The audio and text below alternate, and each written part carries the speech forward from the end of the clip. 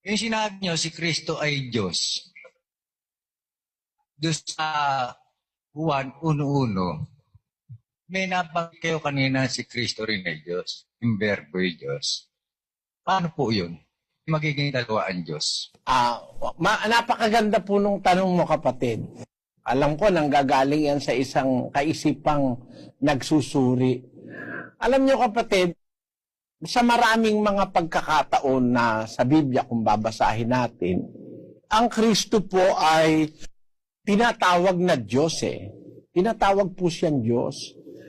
Kaya po sinasabi kong ang Kristo sa maraming pagkakataon ay tinatawag na Diyos, gaya po nung sabi ng Ama doon sa 1:8 ng Hebreo, tungkol sa anak ay sinasabi. Ang nagsasabi po kasi nito ang Ama eh.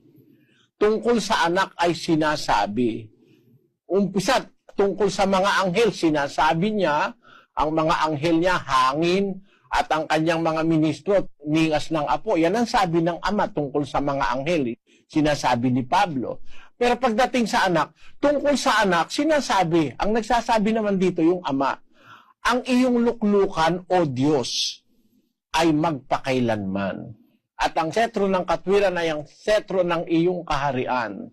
Tapos sa 9, inibig mo ang katwiran at kinapuotan ang kasamaan.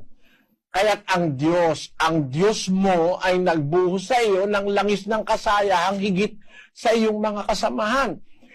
So, mismong ang Diyos ang nagsasabi sa anak, ang iyong luklukan, O Diyos, ay magpakailanman. Ang sabi po ng Diyos tungkol sa kanyang anak. Gaya nung sabi niya tungkol sa mga anghel, na sila naman ay hangin at mga ningas ng apoy ang kanyang mga ministro. Ngunit tungkol sa anak, sinasabi, ang iyong luklukan, O Diyos. Ngayon, ang nagiging problema po sa iba, pwede ka magkakadalawa ang Diyos dahil ang Ama ay Diyos, tapos yung anak ay Diyos.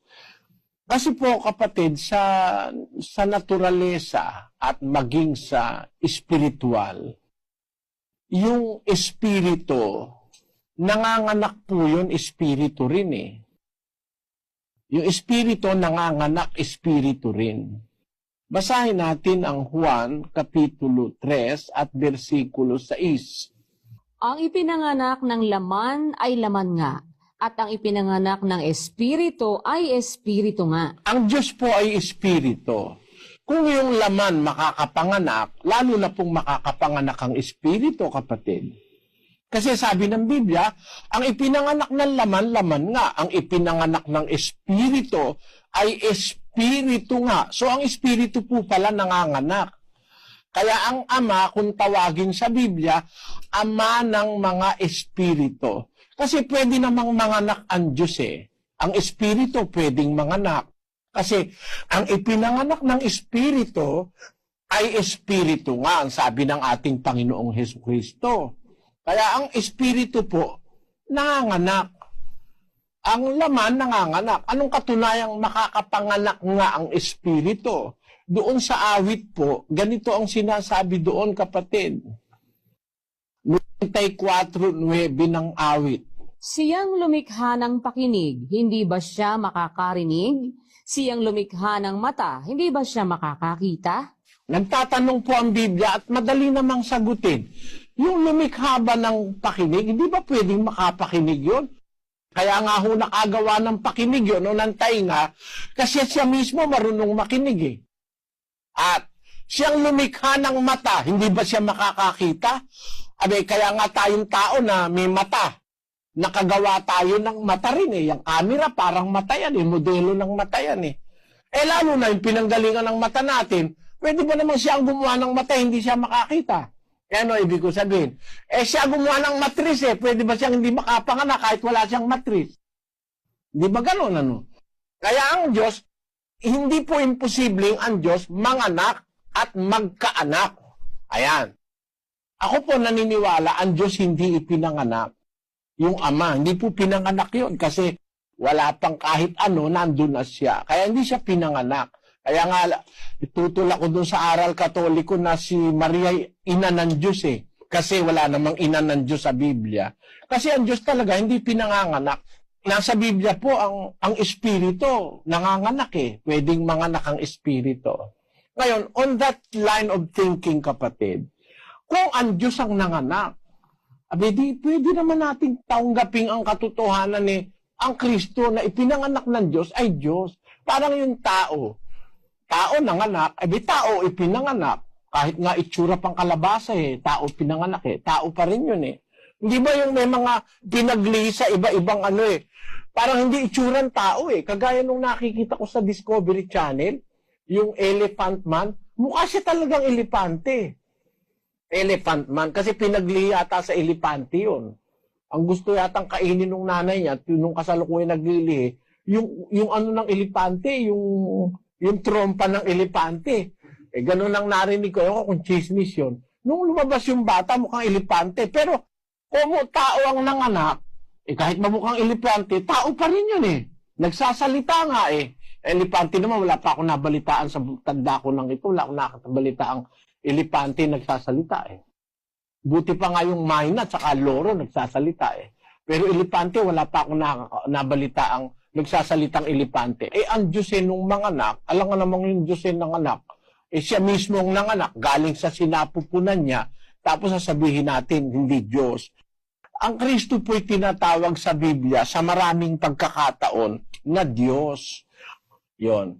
Wala naman pong problema kasi hindi naman hadlang sa katotohanan, kapatid, na ang anak ng Ama, ipinanganak ng isang espiritu, paniwalaan nating tinatawag na Diyos. Sabi ng Ama kasi, ikaw ay aking anak.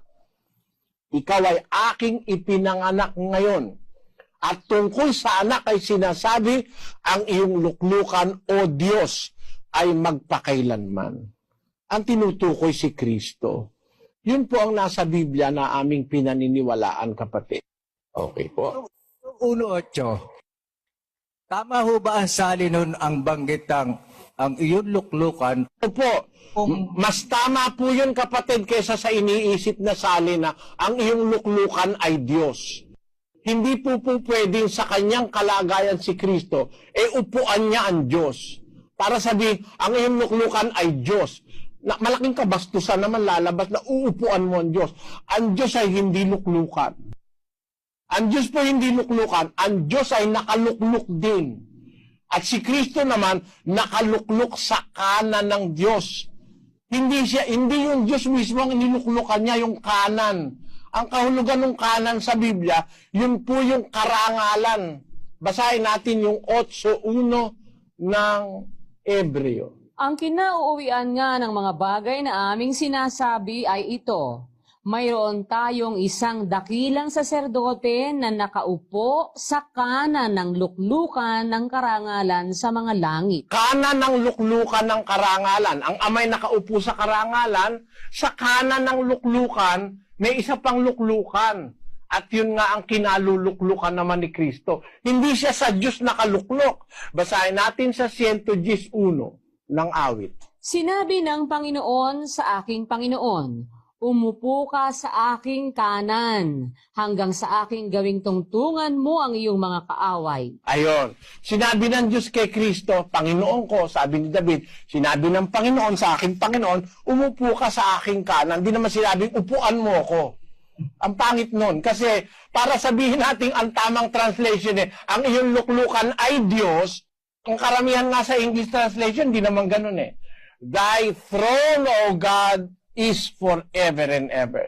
Thy throne, O God, ang iyong luklukan, O Diyos, ay magpakailanman. Ipinaghanda kasi ng Diyos na luklukan yung kanyang anak sa kaharian ng langit. Kaya nga yung ina ng mga dalawang alagad Panginoon, hihiling kami sa iyo. Kung pwede, sabi niya, pag upo mo sa iyong kaharian, itong aking dalawang anak, paluklukin mo sa kaliwa at sa kanan mo. Abay, imposible ang hinihingi mo, sabi ni Kristo. Bakit?